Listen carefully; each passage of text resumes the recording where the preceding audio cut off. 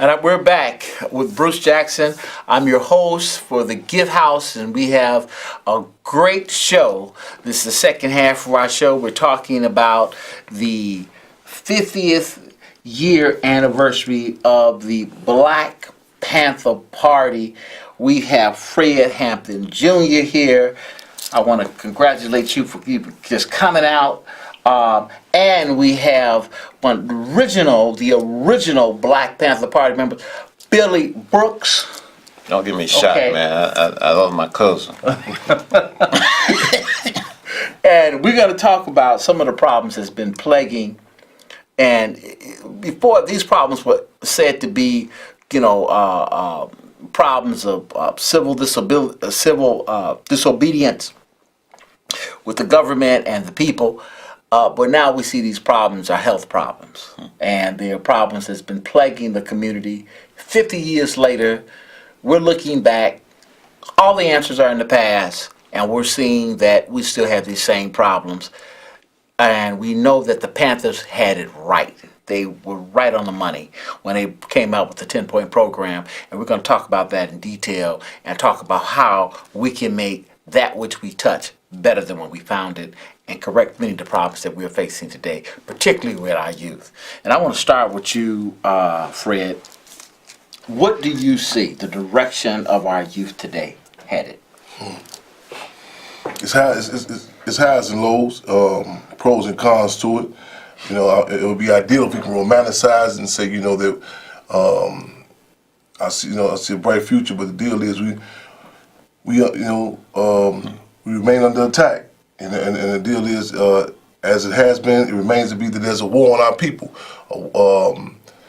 And the sad reality, but the reality all the same, is that with that war, we have to acknowledge that we're going to experience some casualties. And the deal is, even those of us who, engage on the battlefield, we have to acknowledge that sometimes we go through battle fatigue. But if we put this in an objective analysis and look at this correct context, we're going to take some losses, but again, we as the Sandinistas said in Latin America, that the will of the people is greater than the man's technology. So we have faith in the people. We're going to be victorious. Say it again.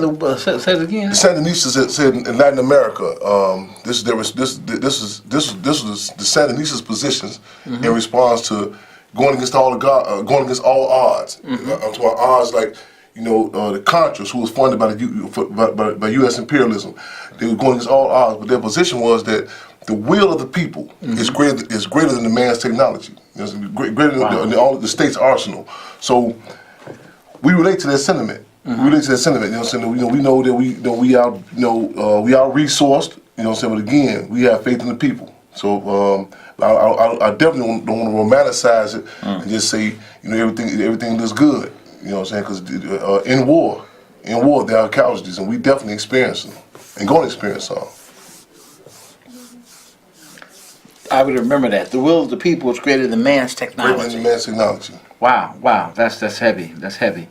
Let me put the overhead up. They're going to be a health fair, the Black Panthers Health Fair, at 3622 West Douglas Boulevard at the Stone Temple Baptist Church. This is one of the original churches that King spoke at when he was here. You would be present for that event. Be on deck, and I should say we are honored to be engaged in any dynamic that puts the struggle. And again, as I said earlier, in a historical context, because a lot of times we look at resistance in just a reactionary type of way, like this is our first time doing this. So, you mentioned the church about Dr. King. Right. And I'll be remiss if I don't say this, with the Black Panther Party Cubs organization I chair, we are honored to walk not in the footsteps, but the Panther Paw steps of their organization. So again, and I think it's important when we talk about the conditions that we're dealing with, even though some of the names have changed, some of the terms we talk about, whether it be the AIDS, that epidemic, or which we refer to as another form of chemical biological warfare waged on our people. That we put this in context that, you know what I'm saying, historically, that our people have always been under attack. You know what I'm saying? We can't separate the whole dynamic from the health care to what's happening in the miseducation in the schools, to just us system, you name it. All this is interrelated. Now, if you right now we're going through a big political change. The mayor of the city, our mayor, Ron Emanuel, has stepped down. He's literally just thrown the towel in. So he's walking away from his post. But in doing so, education has been abandoned. There's issues with police violence. That whole cancer has not been addressed. If you had to put together programs, and the Panther Party had put the 10-point program is a heck of a program. I mean, anything that can withstand the test of time 50 years and still be relevant today. Yes, indeed. Every one of them are relevant today. Yes, indeed. Now, if you had to address some of the issues that are plaguing the city today, how would you address the police issue today? We've tried it with all type of police reforms. We've had very little, if at all, success with it. And then the other component of education, our children are not being educated. Yeah. And it's clear. How would the Panther Party, the Cubs, how would the Cubs handle it? Well, I would go. I wouldn't even address it in the hypothetical sense. I would go further than that. No, be you. I would give you actually what we doing. A lot of times we have to suffice on, ifs. You know what I'm saying? What if this happened? What if this happened? And the deal is, the crazy thing is that we have an organization, the Black Panther Party Cubs, that's doing the work. That has the Triple C, the Children, Community, and Cubs, that's done in the spirit of Black Panther Party Free Breakfast Program. We have the Freedom All Radio every Wednesday, hosted by myself, and also Comrade Lady of Rage, which is done in the spirit of the Black Panther Party newspaper.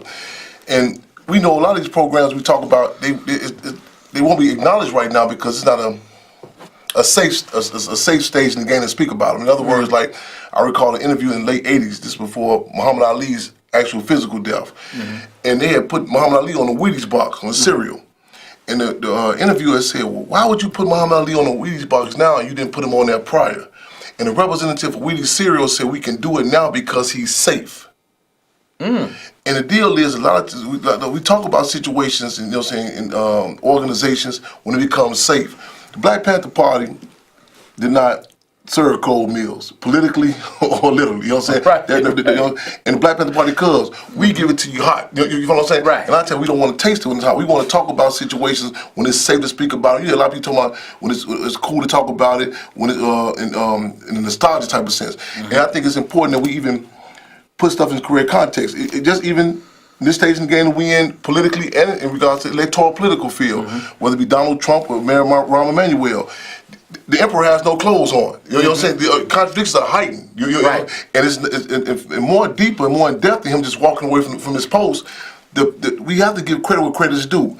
The people, you know what I'm saying, that precious entity, we have heightened the contradictions. I mean, you look at it, should be a stage in the game in response to what we refer to as police terrorism, where the police would murder us, and it was set up like, say, okay, get ready for the circus. Here come the Reverend Al Sharptons, and so on, the political firemen, political firewomen, the hijack it. People say, well, you ask the victims, the actual victims, a question. So I don't want to say nothing about it to my lawyers. Tell me I can speak. You have a different dynamic now. You know what I'm saying? Right. You have people who though they may cannot articulate the Queen's English, however, they understand, they relate to what Stephen Biko of the Black Conscious Movement said, that Black people in particular must grasp the ability to distinguish intelligence from the ability to articulate. In other words, the reality is, you don't need no degree to figure out something wrong with the police shot your son 16 times in the back. You don't need no law degree to figure out on Ronnie Man Johnson on 530 King Drive. This is a case of police terrorism. However, the politics, is a major ingredient. You know what I'm saying? And the deal is, we fighting to lay it out, and sometimes people have to go through different stages to relate to that. The Black Panther Party Cubs, we are what we refer to as the last call for alcohol.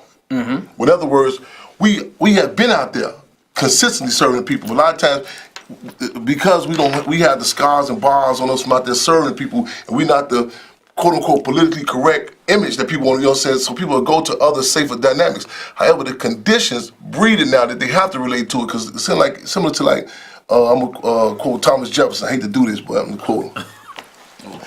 Yeah, he say with the American Revolution. Now, contrary to what a lot of us have been told, you know what I'm saying, the American Revolution, everybody related to the sentiments of Patrick Henry, give me liberty or give me death. Right. The reality is what Thomas Jefferson said, that with the American Revolution, 1/3 was for it, 1/3 was against it, and 1/3 went whichever way the wind blew. And this is a reality today, and this is a reality, and not just with our people, so many other communities.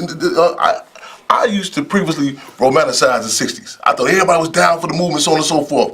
But the reality is people get involved and struggle one of three ways: inspiration, aspiration, or desperation. You know what I'm saying? And this happened during the Black Power movement in the 60s, and it's occurring now. But the Vanguard Party, we're gonna be consistent. This ain't no you know, this ain't no fashion show. We don't jump up, you know what I'm saying, throw no, this is no Kaepernick, throw the wigs on, the black leather jackets on. When, you know what I'm saying, a lot of people are black when it's beneficial, play Panther when it's profitable, and claim to be Cubs when it's comfortable. Ooh. We do this with consistent basis. Ooh, let me put this up. Now, the FCC might cut you out for that. I just said that. If you want to come in and join in on the discussion, call the number at the bottom of the screen.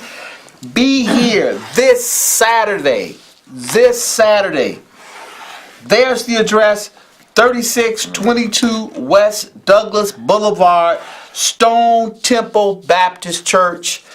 It is a health fair, 50-year anniversary of the Black Panther Party.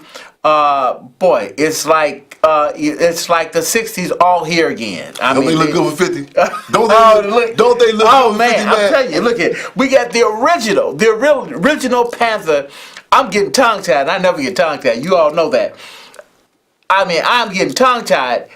The original Panther, Billy Brooks, is right here, and we've got Fred Hampton Jr., and it is hot, hot, hot. And here we are back with the Panthers. Back and black with them. Got to ask you this. The political solution. Is there a political solution that deal with some of the problems? I mean, we've got the shooting that happened in Pittsburgh. Nothing but hate. And it's something that you all talked about in the 60s, still here today. The thing of it is, when you talk about our platform and program, the more critical piece of our program is point number 7. Okay, I talked about that earlier. You know, decentralization of the police department. You know, which would have a serious impact, you know, on the brutality and murder of poor and oppressed people. The thing of it is, as I had said earlier, you know, it's by design. Each point that we make in our platform and program was made to create an environment of survival. You know, we you know, look at point number 10, you know, like I said earlier, land, bread, housing, education, clothing, justice, and peace. Everything is political. Right. The climate in this country in 2018 is no different than it was in 1968. The characters are different. We don't have Nixon, we got Trump. We don't have Agnew, we got that Pence. You know what I'm saying? You know, right. We don't have John Mitchell. Okay, we got this goofball Sessions. Okay, the amount of repression is the same. The gains that we made, it wouldn't be no Roe versus Wade if it was not for the Black Panther Party. Okay, there would be no free breakfast programs in the school. We did have free healthcare centers, but they gone now. That's one of the primary reasons we're trying to impact Right. now, because this clown in the White House has decided, with his infinite wisdom, to repeal the tenets of the American Care Act, Obamacare, however you want to say it. And the most critical piece of that was pre-existing conditions. You know? Right. They don't even deal with mental health no more in terms of poor people in this country. And that's a major issue that we have, because everybody's self-medicating. Right. You see what I'm saying? So we need to emphasize one of the things that Malcolm X talked about, that people overshadowed when he talked about the ballot or the bullet. Mm-hmm.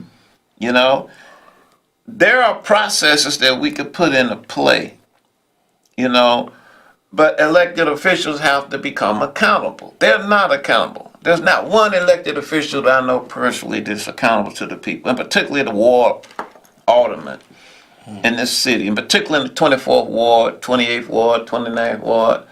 I don't know the wards outside where you at, bro. But just the same, thing. you 16th, 15th, all yeah, that. you know, they all bootlicking. They're not responding to the needs of their constituents. But how can someone be so desensitized where they can see the problem? It's like an open wound. Well, you know, it's called capitalism, brother. It's called imperialism, brother. It's called money, brother. It's called greed, money. It's called being avaricious. It's called I will do anything to get what I want in spite of who I have to step on. It's called being capricious. This is what this system creates. You know, this is what they do, you know, in the educational institutions. They don't give you a humane education. They give you an education that fits the need of the 1%. But the Black Panther Party had the same problems. They had we have cars today, they had cars back then. But we have money today, the Panthers had money back then. But they didn't sell out. Let's talk about consciousness. You know, one of the things that they ensured that will never happen again was the consciousness that soared back in the 60s. You know, man, when I joined the Black Panther Party in 1968, I didn't know nothing about no weed. I was running track and shit. And stuff. You know, they pumped that in, which created a litany of concerns. You know what I'm saying? Richard Nixon, when he had his inaugural ball, invited the Vice Lords, the Black Peace Stones, to the White House. Okay? Then they pumped that money out here. Seed money. Okay? Then they developed a structure where they took over from the mob, so to speak. Because the drugs at that point in time was controlled by the Cosa Nostra. White boy killers. That's what I call them. You know what I'm saying? That created a whole dynamic in our community. You know what I'm saying? And that dynamic is still here. It's rampant now in the sense that, you know, there was some structure back in the day, you know, to the point where little babies wasn't getting shot on their front porch. Grandparents wasn't getting shot in their head sitting on their front porch, you know. But with the influx of the synthetic drugs that these young folks are getting, it's all by design. And not only that, they pump the guns in with it. Go ahead, John. No, hey, right on, comrade. You know, it's how, you know, I'm just listening to comrade, you know. I want you to hold that thought for 1 second. I got to put this back up there on the air. Okay. We are talking with the Black Panther Party. We're talking about the 50-year anniversary and a free health fair this Saturday, November 3rd, from 9 to 4. At the Stone Temple Baptist Church, the original Jewish synagogue that Dr. King spoke at 50 years ago, 3622 West Douglas Boulevard. If you want to join the discussion, please call the number at the bottom of the stream. But I'm leaving this up there a little normal than usual so that those of you who are watching it can write it down and record it. You need to be here. We're having a discussion with the original Black Panthers, Fred Hampton, and the original Panther, Billy Brooks. I'm sorry, I cut you off earlier. No problem, bro. I was going to comment like comrade just laid out. You know, essentially the core of capitalism is consistent. The core of capitalism is consistent. You know, the names have changed. In fact, in Chicago, which is infamously referred to as Chirac, sometimes the names don't even change. Like you look at certain dynamics, like even the mafioso who's on the payroll for the government. Lucky Luciano was not lucky. He was an international snitch. You know what I'm saying? He was a liaison for the government. You know what I'm saying? To flood the black community in particular with various forms of plantation poison. You know what I'm saying? Right. And that's the reality. And if you go back and you look gangsters like J. Edgar Hoover, they denied the mafia even existed. You know what I'm saying? Fast forward to the day, and this is not a racist assessment. This is a realist assessment. Dynamics such as the cartel. You know what I'm saying? You never hear no media in Chicago make no mention about the cartel presence in Chicago. You know, that's why the movie El Chapo, they refused to play the movie El Chapo in Chicago. You know what I'm saying? Because the deal is this. We are impacted. You know what I'm saying? It's a philosophical tool that we use, dialectical materialism, which acknowledges that we are impacted by other people's actions and vice versa. You know what I'm saying? As a result of policies like NAFTA, North American Free Trade Agreement, under the tenure of Bill Clinton, it's dynamics. You know what I'm saying? Right in this city. You know what I'm saying?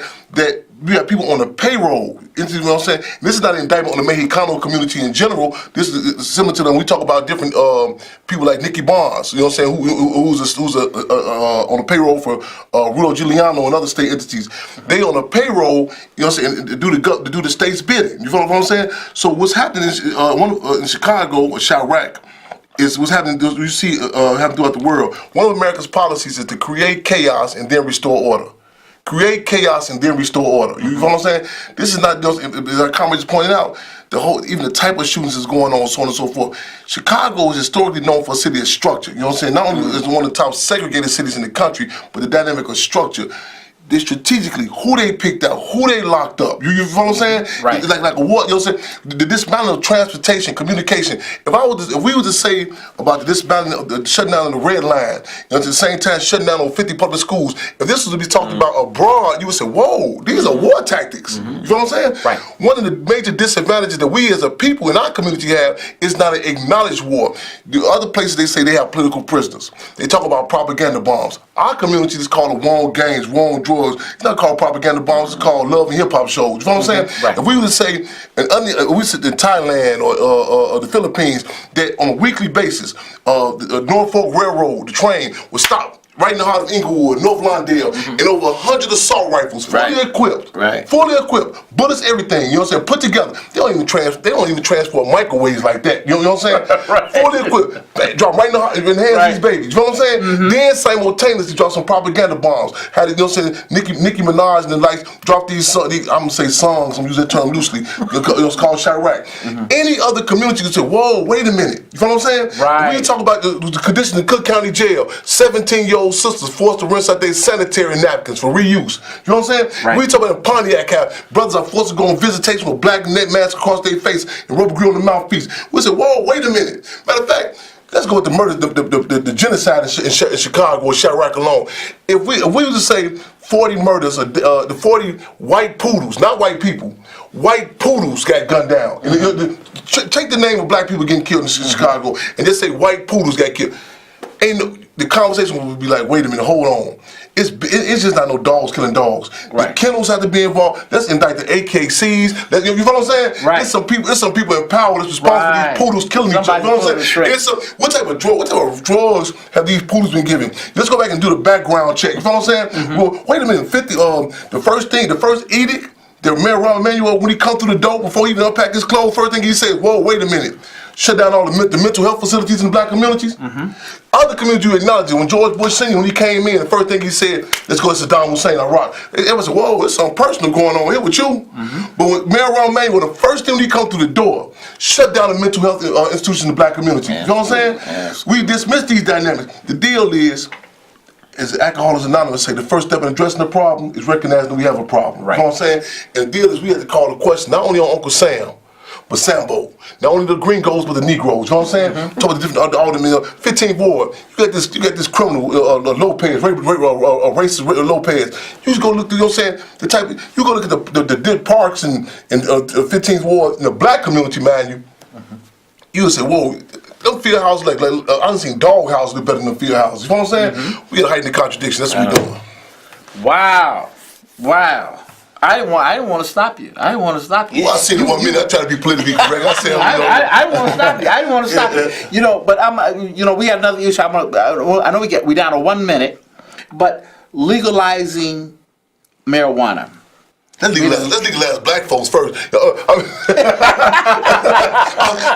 I got put on 2 times last night. I'm riding contraband. You know what I'm saying? I ain't knocking nobody else again, because it did. The war on drugs, the war on guns, the war on gang, and the war on our people. You feel what I'm saying? Right. So if that dynamic legal, I mean, I'm cool with that. I ain't I'm not knocking that. But man, our priorities, legalize us. We outlaws. You know what I'm saying? Real talk. Yeah. Yeah, I like marijuana. I like marijuana. I ain't knocking it. I ain't knocking it. But I like black people. I love us though. Man, legalize us, y'all. Join that fight. Legalize us. Okay, we're down our 1 minute. You still legalize marijuana. I'm gonna put this up. Make sure you come here. Stone Temple Baptist Church, 3622 West Douglas Boulevard. We have more on Fred Hampton and the original Panther, Billy Brooks. They will both be there. You need to be there. We really need to save our community. And I want to again thank the both of you for even just coming out. Thanks for having us. And continuing the fight. Continue to fight. The struggle is real, and this is the proof of it. Thank you all, and good night.